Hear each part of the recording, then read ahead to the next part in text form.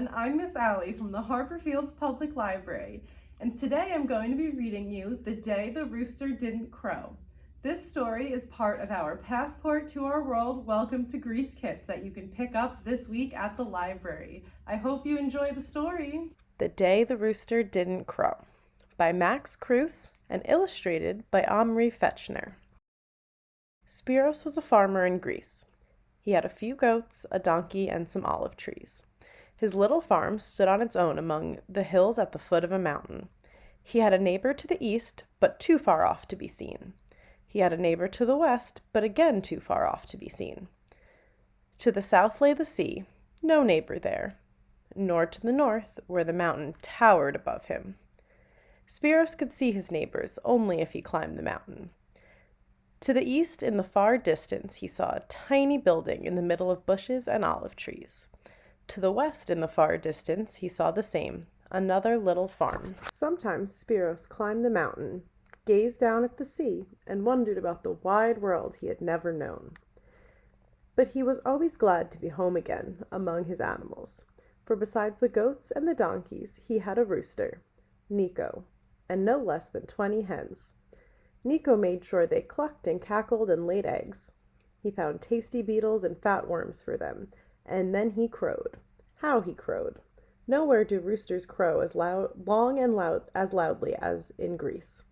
Just before the sun rises, they crow loudest, like a fanfare of trumpets. At the first glimmer of dawn in the east, Nico the rooster strutted onto the dung heap with an outstretched neck and an open beak, waiting. There, he heard it.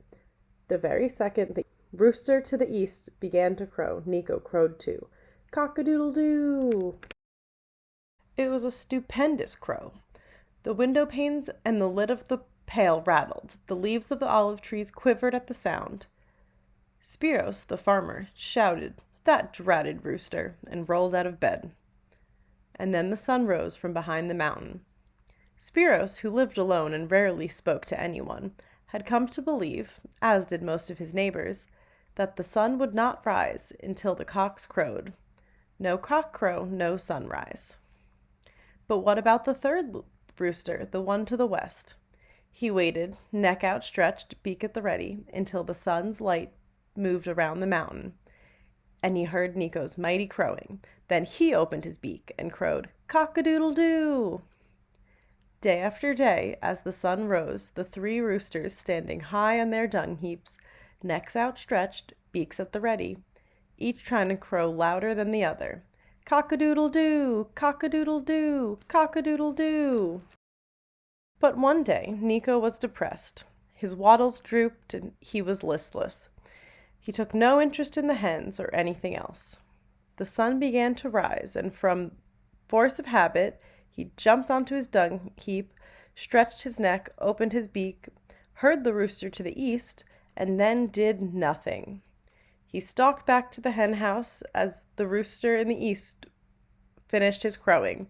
As for the rooster in the west, he waited and waited. No sound, no sun. In fact, there was no sun all day. Of course, it may have just been that the sky was cloudy, but that doesn't happen often in Greece. There they'd take the sun for granted. The next day, the same thing happened, only it was worse, because now Nico was feeling very miserable indeed. Of course, Spiros was very miserable too. He had no reason to say that dratted rooster, because no cock-a-doodle-doo woke him. He was late with his work and everything went wrong. He squatted down near the rooster and offered him fat worms and fresh corn. He filled his dish with clean water and said kind things like, "Cheer up, old fellow, and try just a nibble at this worm." No good.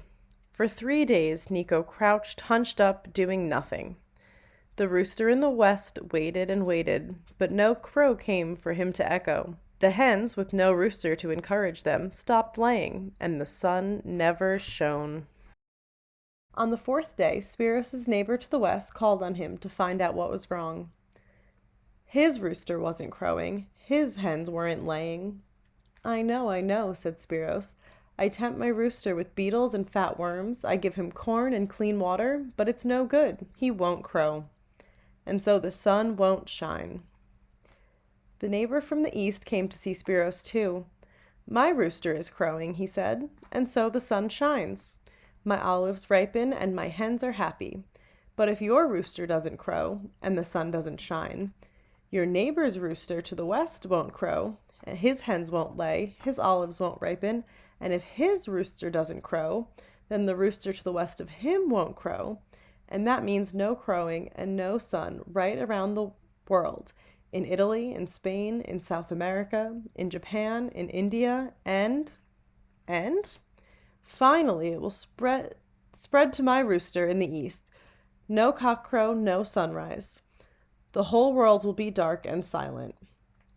As the three farmers talked, the clouds hung lower and lower. And then Spiros had an idea. He woke up in the darkness the next morning. He was now used to waking up without a cock-a-doodle-doo to rouse him. He ran to the dung heap and leaped up on it and listened. Far to the east he heard the rooster crow, "Cock-a-doodle-doo!" Then he threw back his head and crowed so loudly that the window panes and the lid of the pail rattled and the leaves of the olive trees quivered. The hens looked at him in astonishment. The rooster to the west rushed from his perch, feathers streaming behind him. He made straight for his dung heap, leaped on top of it, stretched up to his full height, opened his beak wide, and crowed and crowed and crowed, not a minute too soon. He had given up listening for Nico's clarion call, and now the sun was rising fast. Nico heard that defiant crowing with amazement.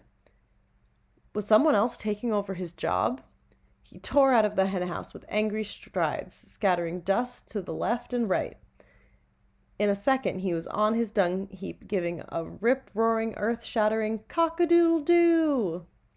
Spiros had to jump from the dung heap to make way for him, and he roared with laughter. That did the trick, he said.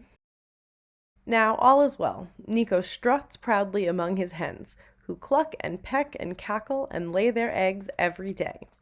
The sun is shining again, and every morning as it rises, Nico's cock-a-doodle-doo is echoed by the rooster to the west, and the rooster to the west of him, and the rooster to the west of him, all around the world.